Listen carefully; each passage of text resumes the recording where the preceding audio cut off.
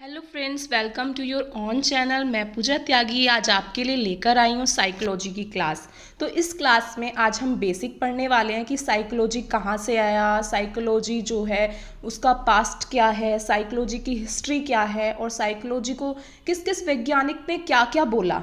तो वही सब आज की वीडियो में हम कवर करेंगे। तो ये हमारे एग्ज़ाम में काफ़ी पूछा जाता है, जितने भी आपके टीचिंग एग्ज़ाम होते हैं और वहाँ पे फैक्चुअल क्वेश्चन आता है तो यहाँ से आपसे क्वेश्चन बन सकता है। तो स्टार्ट करते हैं। सबसे पहले तो हम ये जानने की कोशिश करते हैं कि जो हमारा साइकोलॉजी है,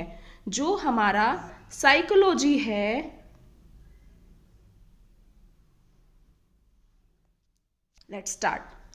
तो जो हमारा साइकोलॉजी वर्ड है ये कहाँ से ड्राइव हुआ है? तो ये हमारा जो ड्राइव हुआ है मेनली हमारा फिलोसफी से ड्राइव हुआ है। क्या होता था पहले टाइम में, जो साइकोलॉजी है उसको हम एज अ सेपरेट सब्जेक्ट नहीं पढ़ते थे।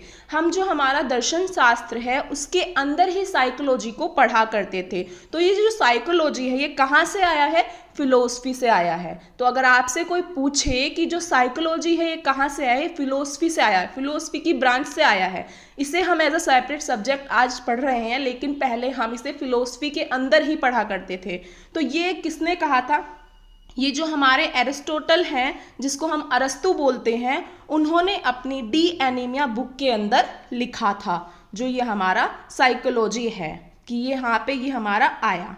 नेक्स्ट हम आगे बढ़ते हैं कि हमारा जो साइकोलॉजी है उसका पास्ट क्या था। जो मैंने आपको अभी बताया कि साइकोलॉजी जो है वो हमारा एज अ सेपरेट सब्जेक्ट अब पढ़ने लगे हैं हम, लेकिन पहले वो फिलोसफी के अंदर आता था। उसे हम कहाँ स्टडी करते थे? फिलोसफी के अंदर करते थे। कितने साल पहले? 1870 से पहले साइकोलॉजी को आप फिलोसफी के अंदर पढ़ते थे, लेकिन उसके बाद में वो हमारा एक एज अ सेपरेट सब्जेक्ट आ गया। तो सबसे अब हमने यहाँ तक इतनी चीज़ें पढ़ी कि जो हमारा साइकोलॉजी है वो फिलोसफी से आया है और 1870 से पहले हम साइकोलॉजी को फिलोसफी के अंडर ही पढ़ा करते थे। अब आगे हम पढ़ेंगे कि हमारी जो साइकोलॉजी है उसकी हिस्ट्री क्या है। तो साइकोलॉजी की हिस्ट्री में आपको एक वर्ड याद रखना है, साइकोलॉजिया। साइकोलॉजिया जो है ये वर्ड हमारा आया था रुडॉल्फ गोखले की बुक से, जो उन्होंने लिखा था। इसी वर्ड से आगे हमारा साइकोलॉजी वर्ड आया। तो the word psychology was used firstly in book Psychologia, जो लिखी थी रुडॉल्फ गोखले ने। जो साइकोलॉजी वर्ड है साइकोलॉजिया बुक के अंदर लिखा गया था, किसके द्वारा? रुडॉल्फ गोखले के द्वारा। तो ये आपको याद रखना है कि ये वर्ड सबसे पहले कहाँ आपको मिला।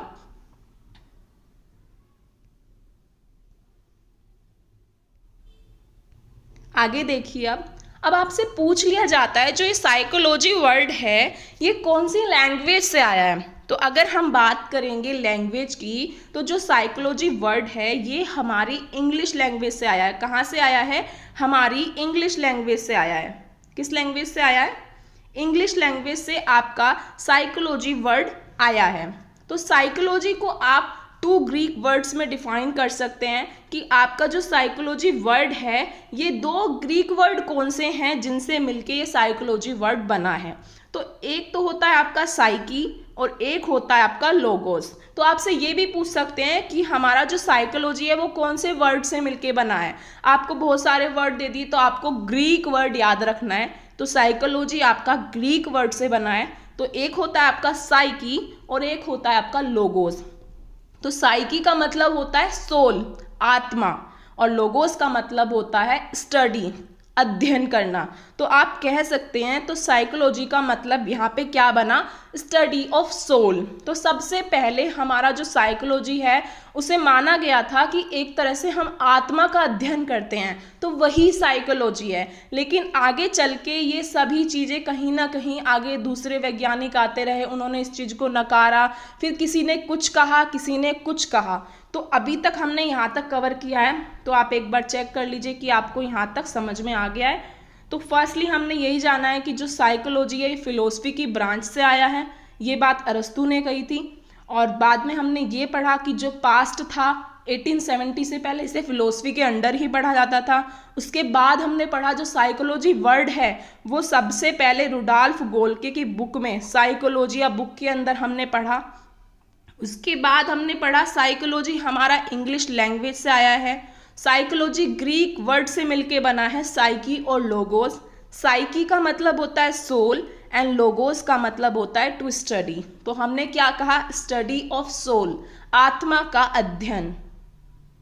तो जैसा कि हमने अभी पढ़ा कि हमने ये देखा साइकोलॉजी साइकी और लोगोस से मिलके बना है, तो उसे हमने कहा स्टडी ऑफ सोल, आत्मा का विज्ञान। कहीं ना कहीं यहाँ पे हम क्या कर रहे हैं, आत्मा को स्टडी कर रहे हैं, जो आत्मा है उसको स्टडी कर रहे हैं। तो यहाँ पे ये बात किसने कही थी कि जो हमारा साइकोलॉजी है उसमें हम आत्मा का अध्ययन करते हैं। तो यहाँ पे स्टडी ऑफ सोल का मतलब क्या होता है, आत्मा का अध्ययन करना।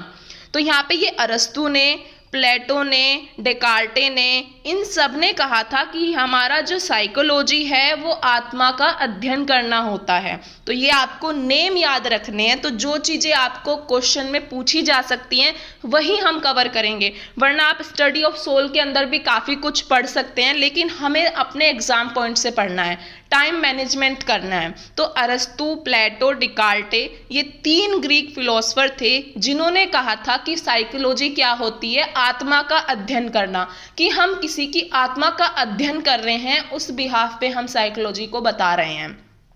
नेक्स्ट है आपका study of mind. Study of mind का मतलब होता है मन का अध्ययन करना। क्या होता है, मन का अध्ययन करना। एक आपको ये भी याद रखना है कि जो स्टडी ऑफ सोल है ये आपका 16th सेंचुरी के अंदर आया था, एंड स्टडी ऑफ माइंड जो है ये फिर आपका 17 और 18 सेंचुरी के अंदर आया। तो ये नेक्स्ट आपका आता है study of mind. Study of mind का मतलब होता है मन का अध्ययन करना। तो मन का अध्ययन करना ये हमें कहाँ से पता चला, इटली के पोम्पोनोजी से हमें ये पता चला कि ये यहाँ पे क्या होता है, स्टडी ऑफ माइंड। ये 17 से 18 सेंचुरी के अंदर की बात है, ये भी आपको याद रखनी है। तो अगर आपसे क्वेश्चन में पूछ ले कि स्टडी ऑफ माइंड किसने कहा था, तो आप क्या बताएंगे, पोम्पोनोजी, इटली। तो ये आपको याद रखना है। नेक्स्ट क्या हुआ, स्टडी ऑफ सोल की बात हुई, तो स्टडी ऑफ सोल को इन्होंने एग्री नहीं किया। फिर हमारे पोम्पोनोजी आए जिन्होंने क्या कहा कि स्टडी ऑफ सोल नहीं होता है, स्टडी ऑफ माइंड होता है। क्या होता है, स्टडी ऑफ माइंड होता है। नेक्स्ट फिर इनको भी कहीं ना कहीं किसी ने क्रिटिसाइज किया, तो यहाँ पे आगे क्या आया, फिर हमारा स्टडी ऑफ कॉन्शियसनेस आया। क्या आया, स्टडी ऑफ कॉन्शियसनेस आया। फिर जो हमारे विलियम वुंड थे और विलियम जेम्स थे, इन्होंने स्टडी ऑफ कॉन्शियसनेस माना, किसको, साइकोलॉजी को। वो क्या मानते थे, कहीं ना कहीं ये हमारा जो है कॉन्शियसनेस है। कॉन्शियसनेस आप जानते हैं कि एक हमारा अवचेतन मन होता है, एक चेतन होता है, तो उसी चीज़ को इन्होंने यहाँ पे बताया है। तो आपको इनके नेम याद रखने हैं, किसने क्या कहा था, इससे ज़्यादा डीप में आपको यहाँ पढ़ने की ज़रूरत नहीं है। तो स्टडी ऑफ कॉन्शियसनेस की बात आपकी विलियम वुंड ने करी थी, और विलियम जेम्स जो थे,